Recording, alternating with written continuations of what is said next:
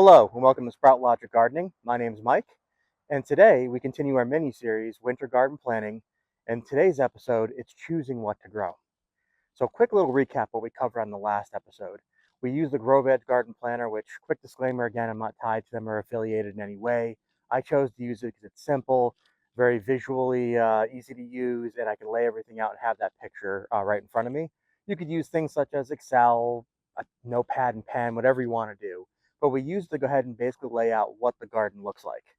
Next steps, arguably the funnest and trickiest part really, is planning on what to put out here. What do we put in this layout?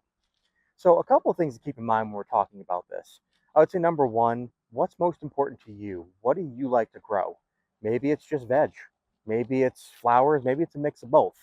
So it's important to determine that first before we start putting things into the planner. Next, if you are going to grow things like veg, what things do you eat? Now, this is something I've run into in the past. Perfect example, a couple of years ago, I really wanted to get into Reaper peppers. And I grew a couple seedlings, and I only thought one would come through. Well, I ended up with about 6 of them. Needless to say, that year the garden was filled with Reaper pepper plants, and I have pounds and pounds of peppers that will take years to go through at this point based on how hot they are. So it's important to know what will you eat or what you prefer to eat, or maybe something new you want to try, and keeping that in mind when you're planning out your garden. Of course, next, when we're talking about the planning, we're going to revisit again sun, how it travels throughout your garden, the drainage of the soil. So that's going to be important as we move into the planner. But these are just some things you want to keep in mind when starting to plan your garden out.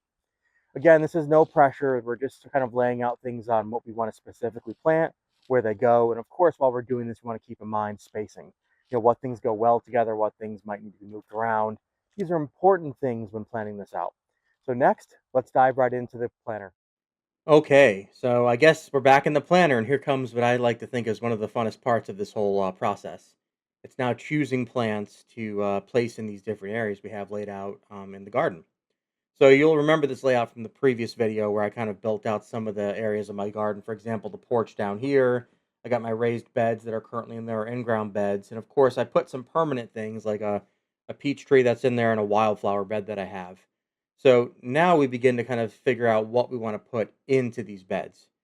Remember, I want to kind of point this out right away. We're not looking to put specific varieties yet, right? I'm not going to put the exact variety of a flower I'm going to put in there. I'm just putting a generalized idea of what stuff I want.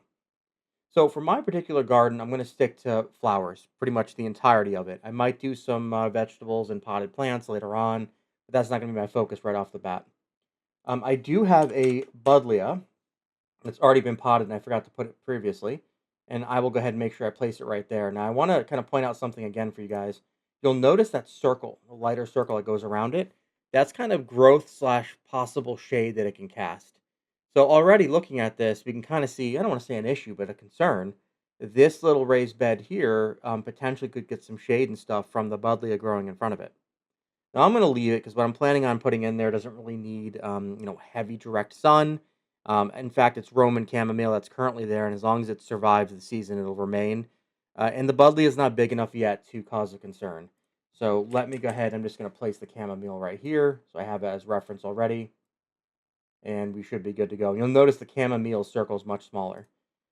Now, one of the things that this planner has, and if you're using it, this is pretty useful to do, is if I double click into something, it'll actually bring up and give me a layout of when to sow it indoors, plant outdoors, harvest, etc. It tells me kind of the spacing I want to worry about, and then I can also choose varieties. Again, for this video, we're not talking about varieties just yet. We're just doing a rough outline of what plants we're going to put in there. So I'll click done there. So I know for a fact I want to go with some roses on this top bed up here. And in fact, I have them already ordered, and they'll be coming sometime in March or April. And then I want to do a few dahlias. So I want to do one here that I have ordered as well. I want to do one here. And actually, I forgot some roses that I already have planted in the ground. So I did forget to put a couple things that are already present in there, and those should not change. So these are things I think that are pretty much static, right? I know 100% I want to do. So when we're looking at the garden here, and kind of a quick reminder, again, north is to the left, right is south, top is east, bottom is west. My garden is east facing. In my particular garden, it's unique to say that the northern part of the garden probably gets the most sun, just because there's some spacing between my neighbor's house and my house. So these beds on the far left here including the rose bed up top, will receive the most sun. I got to keep that in mind when planning, and you should be keeping these things in mind as well. You have to pick plants that fit the specific area. So, one of the things I'm going to be wanting to grow is sweet pea flowers, and I want to plan to actually have a couple right here. So, oops, move that up. That's fine for now.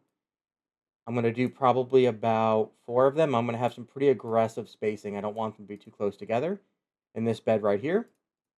And if you remember one of my episodes, I actually already planted a lupin, which I moved over to here, and I put the seeds in the ground so that they would start growing in the spring. Now, because these things will most likely only survive the spring, they're going to need that full sun for the early part of the season. As soon as I hit summer, these will be wiped out entirely. Both the lupin and the sweet peas won't survive it. It's just too hot and there's too much sun. So I'm keeping that in mind, as should you as well, right? Succession planning is something we'll talk about probably later on. But I know that these beds are only going to be really filled, these two right here, for the spring season. And I need to be prepared to transition into summer and put something else there. So we're also keeping in mind seasonality. One other thing I'll remind you to check out and think about is going to be your soil. So the soil type you have in there. Now, if you have a full raised bed that's off the ground, that doesn't really matter because you're going to have typically raised bed soil. But some of these in-ground beds, it's a mix. I have some soil on top, but then they're going to hit the bottom soil, which in my case is completely clay. So very slow draining. It'll probably drain very quickly in the top part of the bed and then kind of settle in the bottom for a while. So I got to keep that in mind. So I got to remember plants that may be okay in these particular three beds right here, with their roots being a little wet for some time, depending on the season and how often I water. So I have some other beds here I want to think about. Now they are east facing, and there is a fence here that I should mention. A cast shade in the morning, meaning that especially in the spring, these beds up top on this more central side, they won't probably get direct sun until probably 10, 11 o'clock in the morning in the spring, and probably about 9 o'clock in the morning in the summer.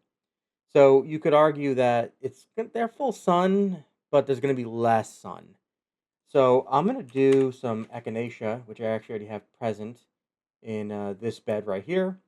And I did plant some seeds for it, hoping it would take off. I'm not sure that's going to happen. So I'm going to actually stick to that plant anyways, and I'm going to have yarrow.